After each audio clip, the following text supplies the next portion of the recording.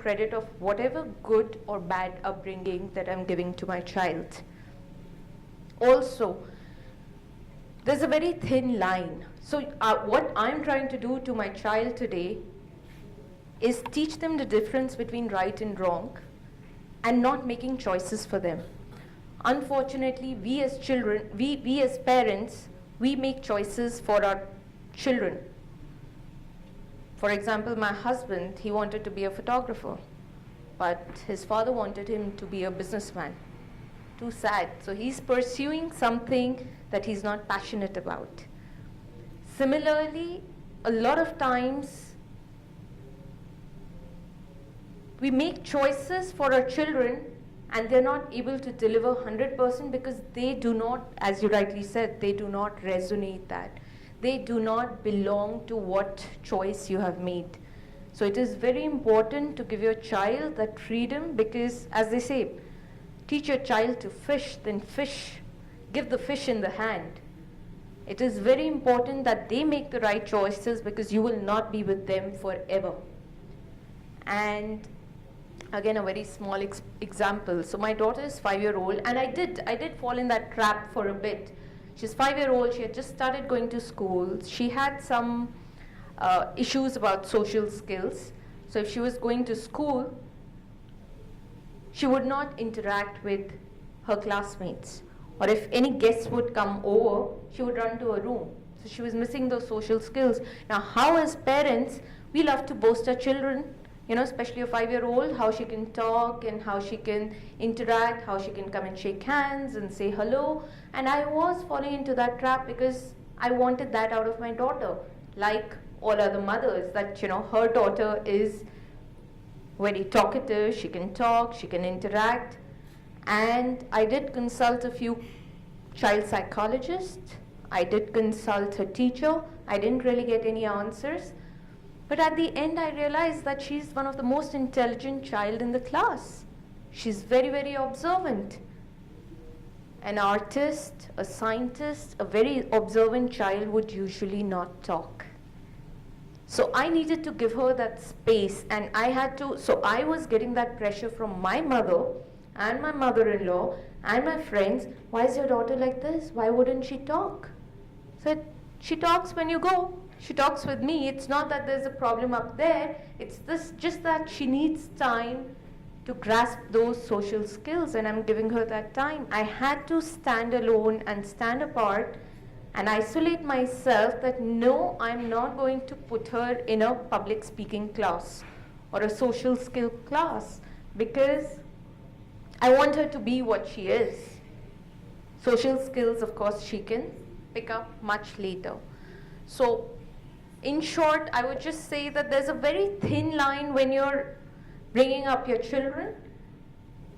Will they become an individualist or will they become rebels? And that choice they will make only if you give them the upbringing to decide between right and wrong. That is so much that you can do. You will have to take that risk. It is better that they become clones.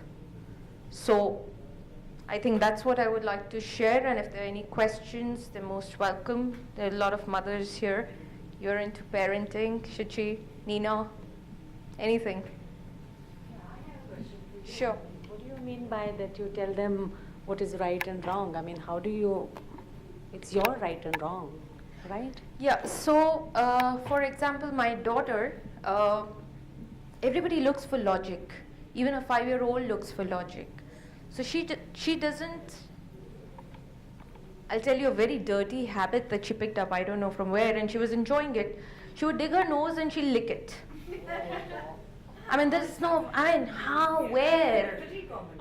I really? Okay, I didn't know about it. It's oral phase. I had no clue about this because I haven't, being a working mom, I haven't really interacted with many other mothers, so I don't really get to talk these things.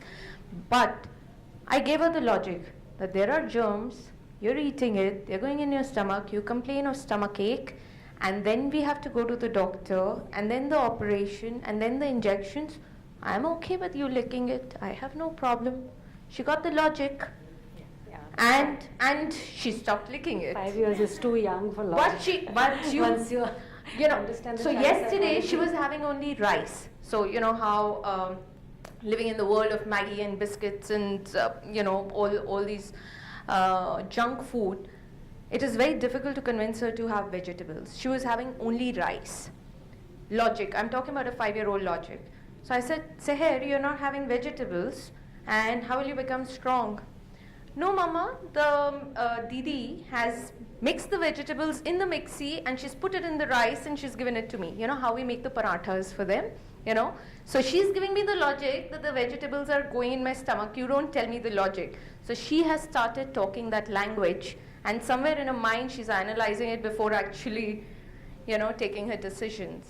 Yeah, that's all right. But for me, it is that a 5-year-old up to 7 years, they are in your energy field as a mother, and what you're thinking, what you're saying, what you're doing, that's the stage where they learn by imitation. Absolutely. So it's logic will come later. But anyway, whatever, that's what you are doing.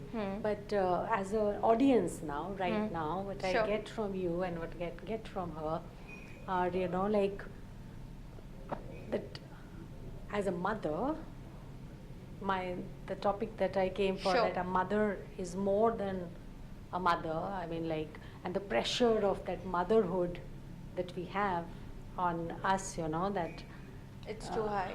yeah, the pressure, So, but what I'm getting now from you is that same pressure is also being transferred to the child now. Because, so when I say, Because- so one is being a mother, second is, so all of us are mothers. Yeah. Naturally we are mothers. So it is not just that you're a biological mother. You have to do more than that. I did share with somebody, so let's talk about Kerala for that matter. There are 4 rapes every day. It's the highest literacy state in India. So literacy has got nothing to do with character building. So that is where mothering comes into play. So it is not about doing what the society does. It is not about educating. It is not about getting the highest grades or highest percentages or the awards. It has got to do much, much more than that. It has got nothing to do with conforming to the rules of the society. I would also say that I would carry this forward to spiritualism, religion, and what I wear today. For example, if I'm born to a Hindu family, why should I follow Hinduism? Because it is between me and my God. No, but my whole point is that we are digressing too much into too many things. If we just stay with that mother thing, because then it keeps focus on that. Fortunately- Otherwise we're going into parenting and. Fortunately and unfortunately, the topic is too large, and We mothering can is got stay to do with that. Sure. And she had stayed with that. I'm just it's going into a different I'm realm a and- Punjabi woman who's married to a Marwari boy. Yeah. It is a very emotional thing for us. For him, he confines to lot of idol worship. I don't. And which religion should my child pick up? That's a big question for me.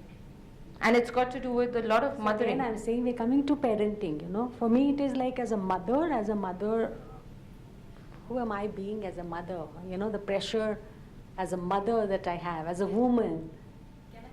Yeah. The mic. Like you all said, we all are mothers biologically and otherwise. But there's something which experience teaches you. My son is 21 today. He was an introvert and always butt of jokes from people, because probably like your daughter, he was not a social speaker, okay? But somewhere down the line, you have to also understand your children. They're born with identities. Absolutely. Today, he's an aspiring model and coming on the fitness magazine cover, and he's like the body, 6'2" height and everything. But there was a time when people around me used to tell me, ki, you eat yourself, you don't feed your child, or things like that. And this boy would never be able to compete with children talking publicly and blah blah. He could never learn definitions and reproduce them. But today he's successful. He's finished his BBA. He's an aspiring MBA aspirant, and he's doing fine in his academics and he's nowhere lacking. The confidence in your child is more important as a mother. Your gut feeling, your instinct is more important to bring about that confidential change in him, is what I want to say. Absolutely. I would say that confidence first must come from It us. has to come from the mother. Yeah, because I mean, The mother parents- has- I always never corrected him. I said, so what if he can't speak socially? It's okay. If he can't do show and tell, there are other things that he can do. He is a natural with fitness. He will today sit and tell you your glycogen's level and sugar levels. He reads about that. So that's okay. That's his forte. So each one of us is different, and we should not force our personality into them. Right. True, but do we take credit or this thing for our children's success? That is a pressure as a mother which is there. Absolutely. That is what I would say as a woman, the pressure that if your child is successful or not successful, you are taking the pressure or the credit. I would definitely, I am a proud mother, I would definitely take the credit of character building and her upbringing, not about awards and percentages. But that is the pressure as a mother that we are talking about. I know. We kind of Deal with. anything anybody is doing, I take the pressure as a mother. Right. And then, build myself up or pat my back, which is both are, the individual should take the credit, the child should take the Right. Because ultimately, we don't have that control. credit. Yeah. You can be a perfect parent and still have a psycho killer adult child. There's just Benjamin no. Swan, whose book on parenting in my generation people read, his son had committed suicide. Yeah. Now, does it make him a bad parent? Should he take, Right. credit or, Oh, can you or the imagine? blame for that? So it's that is the pressure I would say as a mother that you It's huge. unnecessary pressure. Right. You just take care of your own life, enjoy your own life, and let And your just be a reflection and hope for the best. Everything else will look for the best. And whatever is. And this is today at 5-year-old, this is today at 21-year-old. Right. Life goes on. What about at 40? What about who knows? Which is why it's very important. Areas of life. Which is very important to a very great extent, the kind of upbringing that you get and the kind of choices you allow. More often than not, we make choices. You defy even that upbringing with your this thing. Look at her upbringing. But she defied it Yeah. and she took that and that became her strength. Yeah, but not everybody. I mean, that still doesn't allow the role. She's taken it positively, but more often than not, we are talking about conventional That's fine. Because parenting. You take that pressure on her, So as a woman, as a mother, the topic for me is that what pressure is. Sure. She's got I just, on that same topic, I just want to say, I don't have children, but my mother, personally, she has 3 different children. My brother, he's 20 years older than me. My sister, she's 21 and I'm 22. We're very different, but she has never, she's never been disappointed at the differences. So my brother is in the military and he just got out and he has all these honors. I have been in college since I was 17 and supporting myself and working. My sister, she's just turned 21. She's just starting college. She's just getting her footing. She's still living with my mom though, even though I've been out of the house. Regardless, those pressures that people do put on her, even family, we hear them, I hear them, and I'm like, what? My mom's awesome, shut, just calm down. She has taken upon herself to be like you women and be strong